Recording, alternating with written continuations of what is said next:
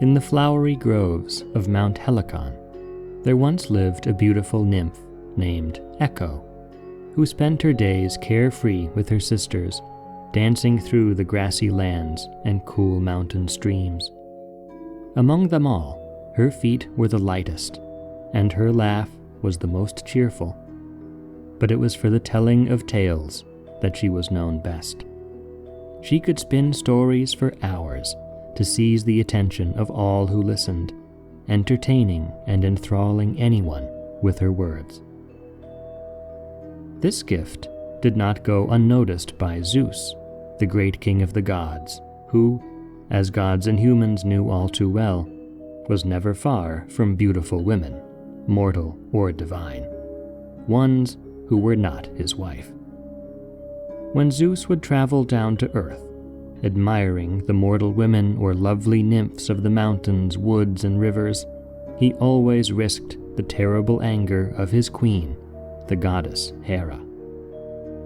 Hera's frustration with the wayward Zeus was legendary, and so was her wrath. So Zeus determined that what he needed most was a way to distract the gaze of Hera, something to divert her attention away from him so he could have his fun without the worry of consequences. For this, the nymph Echo, with her unmatched skill in weaving tales, would be his perfect ally. When he went off on his trysts, Zeus would come to Echo and recruit her in his schemes. Echo, wonderful, beautiful Echo, kindly go and pay a visit to Hera, and tell her a fantastic tale, one that will delight her on and on and on, and keep her mind far away from me.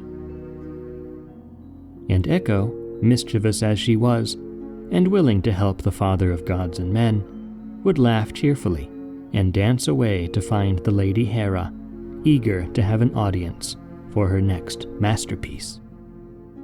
The mighty goddess would look upon Echo with her stern eyes, ever vigilant. "What brings you here to me, nymph?" she would ask. And Echo would answer humbly, "I wanted so much to talk with you, great Hera, for I have a story, a fabulous new story, to tell you." With a sigh, the goddess would accept. "Get on with it then, and if it pleases me, I will listen to the end." And so skilled was Echo, so magical her gift, that Hera would always listen to the end, enjoying and forgetting herself far more than she would dare to admit. And all the while, out in the world, Zeus would have his day. But at last, there came a reckoning.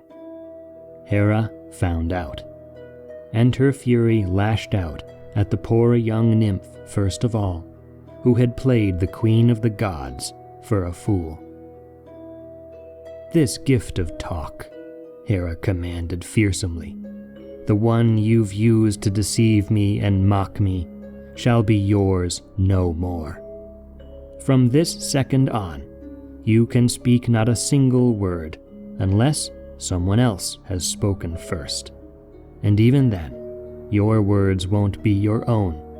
You can only repeat back the last words that were said to you. No more power will be in your voice. No more grand stories will you spin out of your own pride. Silence and powerlessness are my sentence on you." Echo's sisters, hearing the terrible judgment of Hera, cried out, "Oh, dear sisters, alas, alas!"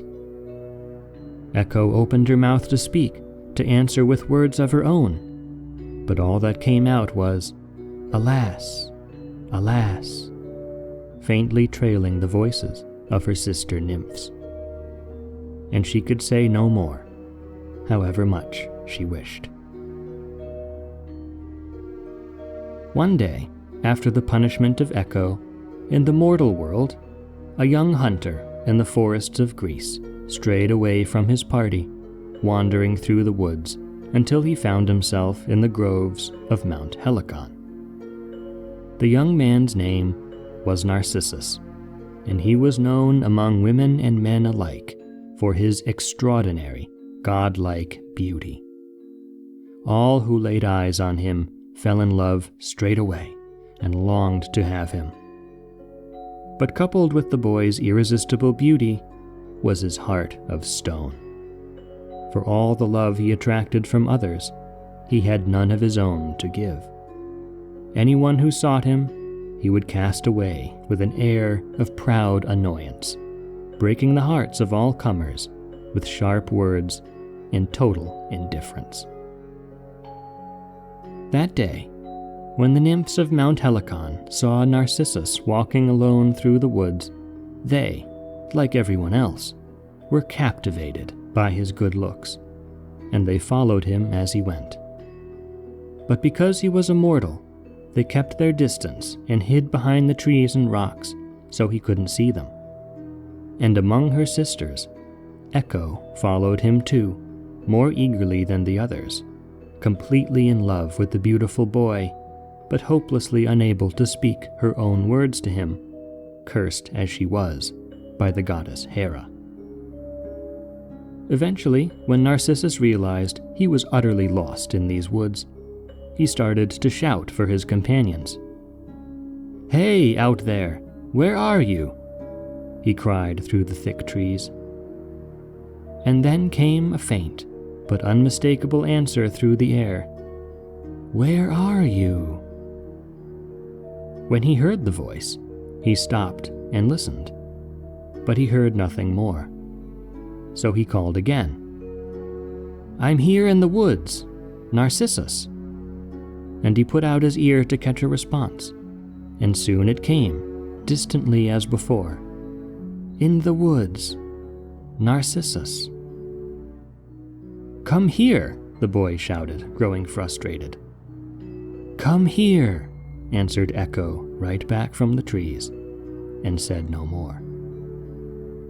Bewildered at the strange voice he was talking to, he looked all around, but couldn't see anyone. "Are you close by?" he asked. "Close by," replied the nymph. Still seeing no one, and becoming intensely curious, he went ahead through the woods in the direction of the voice. And Echo, when she realized he was coming towards her, fled further away into the thick foliage, admiring him from afar. And so this went on. Wherever Echo was, Narcissus followed after her. He kept calling out, and by Hera's curse, she was forced to answer. By now they had come to an open meadow, where the grass sloped down to a clear pool of water in the hollow. Here, by the edge of the water, Echo took her place, peeking through the rushes. As Narcissus came out from the trees, her lip quivered, and tears rolled from her eyes, for she loved him, enraptured by his beauty, and longed to speak to him with her own voice, but she could not say a word of her own. So distraught was Echo that she held her place too long, and when Narcissus drew near the pond where the nymph was hiding, he saw her there. He stopped dead in his tracks, and Echo was frozen in his gaze. "Are you the one who is calling to me?" Narcissus asked. And the nymph could only reply, "Who is calling to me?" The boy furrowed his brow in confusion. "I have told you, I'm Narcissus," he said. "Narcissus," she cried back, and still overcome by passion, she held out her arms to him. But the young hunter drew back. "Who are you?" he demanded. "Who are you?" came the question in return. "I just told you," he said impatiently. "I am Narcissus." "Narcissus," she cried again, and again held out her hands invitingly. "Tell me," he shouted back, "who are you and why are you calling to me?" And poor Echo could only say, Why are you calling to me?" At this, he grew angry. "Girl, whoever on earth you are, you've wasted my time dragging me through the woods, and now you're only mocking me." "You're only mocking me," came the words from sad Echo's lips. At this, Narcissus completely lost his temper and began berating her with insults, which Echo could do nothing but throw right back at him.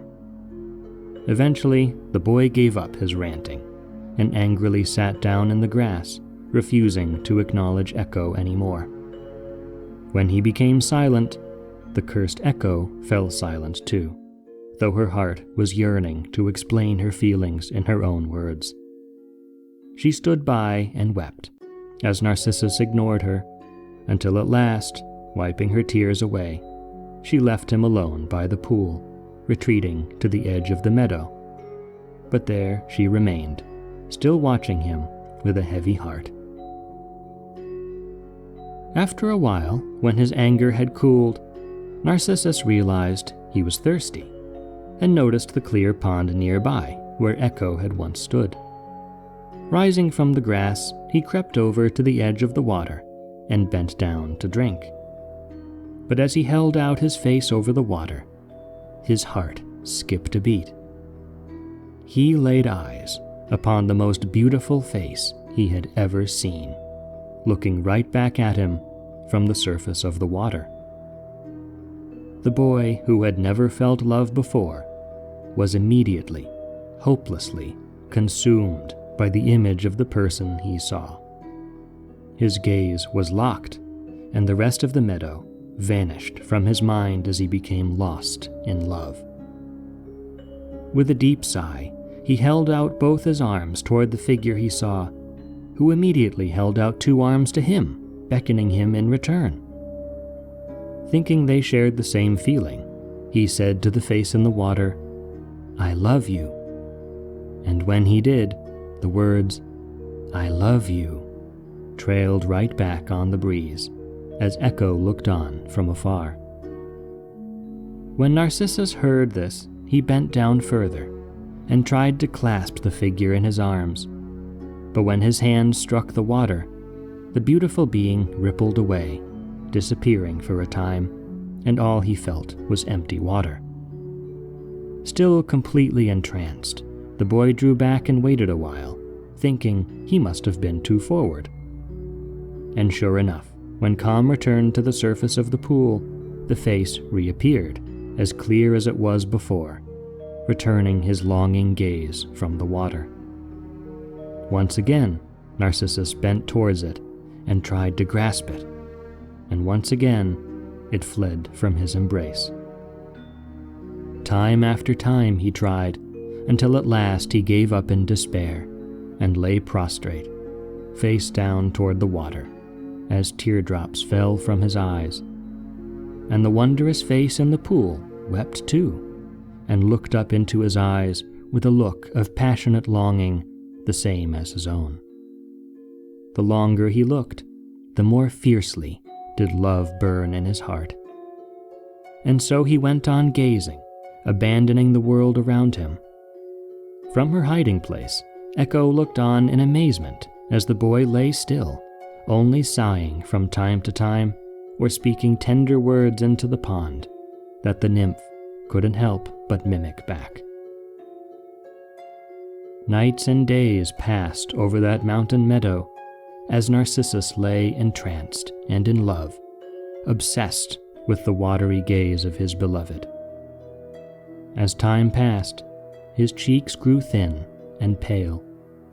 He lost the strength to move as his body wasted away, after uncounted days with no food or drink. And after yet more days, when the lovesick Echo eventually returned to the pool, she discovered Narcissus there, but by then he was cold and lifeless, a victim of his own self-love. Unable to save him, the nymph cried bitter tears over him, sitting by his body and caressing his once radiant face. And she kept weeping, her eyes never running dry, until, they say, her flesh and bones dwindled away into the air, and nothing but her voice, the voice once and forever cursed, was left behind. So to this day, she lives on, a formless voice that resounds from rocks and caves and trees, returning our words to us, just when we think there is no one nearby. And what of the boy Narcissus, famed for the beautiful face that doomed him?